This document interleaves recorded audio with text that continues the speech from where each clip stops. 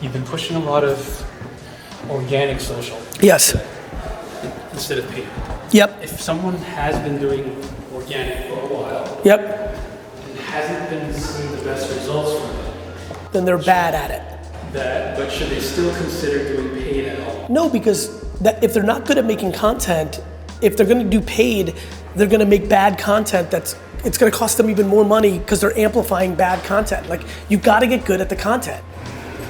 Any advice for people that aren't sure if their content's good or bad? Everybody's saying that I lost my mind, but I ain't never ever given up this time. How do you prove out the value of a personal brand in building or boosting a business brand? Intuitively and anecdotally, we know it's invaluable, and yet so many CEOs fail or refuse to invest in their personal brand. Based on what I just heard, whether this is an employee or somebody who's running an agency that does that work for people, you don't. I'm not in the business of convincing people. I just want everybody who's watching Tea with GaryVee right now this morning to know, I don't give a fuck if you do anything about the stuff I talk about. When a CEO's like, Gary, I don't think this works, I'm like, that's nice. Like, what do you want from me? Of course it fucking works, you idiot. There's a billion examples of it. Like, but I'm not here to fucking convince you. I have conviction. I say this all the time. Have the conviction, don't convince. I think it's crazy not to build a personal brand, but oh, by the way, CEOs don't have to, like, do you know how many people have huge companies that don't have personal brands? I don't think the only way to win is to have a personal brand. I think it's one of the ways. What's up, brother? Not tired and definitely not unhappy. The Knicks are playing for a huge game tonight. What I think you're responding to is the gray hairs are coming in, the European brown, bags under the eye. Like, good news, Greg. I'm super pumped, but I appreciate the concern. I want to make a point about how I'm building VeeFriends. Just think about this scenario. The average 5-year-old kid who's like, this snake is so cool. Now that's given the parent the ability to talk to that kid about what rational means.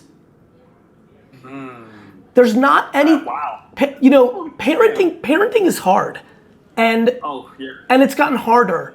And there's not a lot of things out there where kids think it's cool that give a parent permission to teach lessons. And so, for me, like, that's what gets me hyped on something like this. This is the comic book. Oh, dang. Oh, there you go. There we go. Here's the comic, right? And so, this now gets into origin stories. So, like, we're really building out this world. That is amazing. And so, and it comes like Swap on as an NFT is crazy too, Because a lot of these NFT projects back in the day, I was in a couple of them. 99%, bro. I'm sure you remember. I was making all those videos saying 99% going to zero, 99% going to zero, 99% going to zero. Because cards can't be collectible unless people love the characters. 99% of cards are worthless. 99% of comic books are worthless. 99% of everything is worthless in collectibles. I'm gonna say this as gangster as I can say it. I'm building a real fucking project in front of everyone's faces, and a lot of y'all know me like that, and you're still sleeping on what I'm doing with VeeFriends, and I highly recommend you wake the fuck up. Hey, boss man, if you're here, I need a box, bro. It's real. My man, I gotta run to my next meeting, but I just wanna thank you. Love you, bro. Stay well. There was a mom who came to one of our meetings. We do these Zooms with the Founders Farm, and she started crying. And she said, for the first time in my life, I have given myself grace to realize that it's okay to work hard and slack a little as a mom, because she felt that she was an awful mom and not performing at her best at her company. It's an events company. And the book helped her realize there is no balance. She needs to be, kind to herself and just realize that she prioritized family and work. She can't do everything perfectly. Every day's a grind. And it was that imbalanced life that we captured that has given a lot of people a mirror to say, what I am doing is okay. And I'm building a life that I'll be able to sit back maybe later and enjoy some of the spoils, but my kids will be okay. and the company will be okay. In fact, one of the most profound moments of my career happened on a speaking tour in Asia where I had like a VIP event after, and it turned into me having to hang with like 20, 30 very successful people, so it was really fun. Young. And this young woman said, we got into deep philosophical shit, and this young woman said, kind of like jam sessions, Yeah. and this young woman said something that I will never forget to the day I die. She said that growing up, she really resented her mom because her mom was one of the 5 biggest judges in the Philippines or Singapore, I don't recall. And she said, she turned 20 and she had this moment of like clarity where she realized, yes, my mom missed recitals and stuff of that nature. She's like, but oh fuck, I'm in university with all these girls and I just realized something. My mom showed me how to live. Yes. She didn't tell me how to live. Yeah. And I was hanging out with all these girls that had moms at home who told them what to do, but didn't show them what to do. And it crushed me to my core because what people don't tell each other enough is kids, you have 3, I have 2, kids are all different and they're all gonna get different things. You know, me and my sister are pretty close in age. The way my sister and I view our childhood, what our parents did, is different. Yeah. It's different. Different perspective. It's different perspectives. And so whether you over coddle, under coddle, whether you stayed at home or went to work, you know, like the reality is you don't know how your kid's gonna perceive it. You might be doing a disservice in the thing that you think is servicing them, and it's a really interesting game.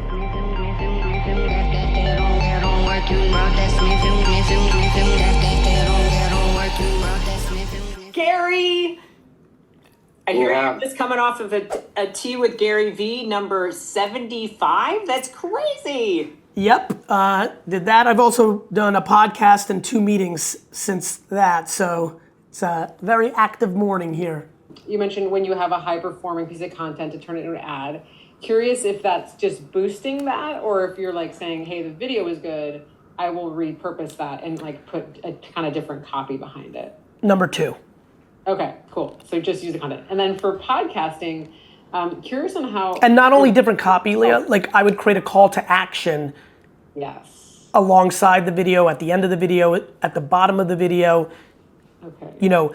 Maybe you re-record the ending to like kind of make sure you have that call to action. Okay. Yeah, I wouldn't touch the first 3 seconds ever because that had a lot to do with why it did well. But I would definitely change the copy and add a call to action for a sales conversion entity. Okay, awesome. Love that. All right, gotta run, team. Great to see all of you. You're supposed to be able to slip them on and off without ever having to tie them. Stand up. That was interesting. Yeah, I feel, I would be a 10.5, but it didn't feel like so. And they give you an actual like half an inch too. No, I feel that. What's up, ladies? Nice, huh?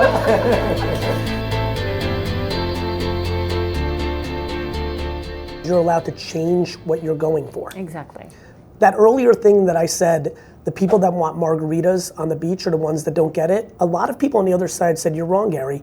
My friend Don worked for 30 years, made a lot of money, retired and drank margaritas. That's not what I was saying. What I was saying is, if Don had wanted margaritas on the beach when he was in his 20s, like so many people want to do and retire, he would have never gotten there. Don wanted to hustle, and then Don at 59 was like, you know what? I'm good. By the way, you know, Dustin, I talk about it. I'm talking to Dustin, my camera guy behind the scenes here.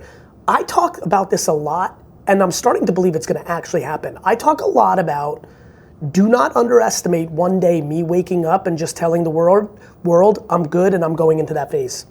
Yeah. I'm also equally say out loud all the time that it is 100% that I'm gonna die at my desk at 93. And let me tell you why. I know I have the capacity for both. I equally in my body have the ability to do this forever.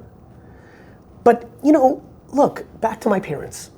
When my parents pass, God, you know, it's gonna happen unfortunately. And please God, they should pass before me. That's the life cycle. Right. I don't know how I'm gonna feel. You know? I might be affected by that given how close I am with them. Of course. I don't know what's going to happen in the world. I don't know. Losing my mom changed my life. Of course it did. So it does. It's one of the most important chapters in a human's journey. Right. The death of your parents and the birth of your children, if those things happen in your life, are the things. Right. Everything else becomes incredibly secondary outside finding the love of your life. I mean, you're talking about like, there's levels to this game. So I guess what I want to say on this part to everyone that's listening is you're allowed. Give yourself the grace to change your mind. You were going for money? Good for you. Yeah. You're allowed. Everybody's putting themselves in these boxes as if we've signed in blood of who am I? I'm fucking different tomorrow than yesterday. Life is in phases. Yeah. And truly, right? And that's the beauty for us as you start to live another decade, that truth becomes even more clear. Yeah. Right? No, totally. And by giving us grace to change our mind, we don't box ourselves in. Do you know? But here's what I love. Please. Because once you decide on the phase that you're in, all we're saying is that be intentional and strategic about it.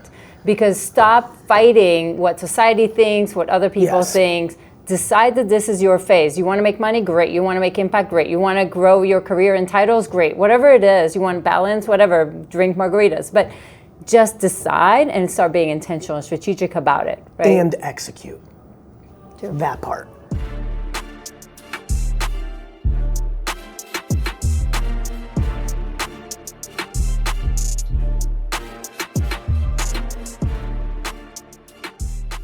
Do a little wrap up for DailyVee.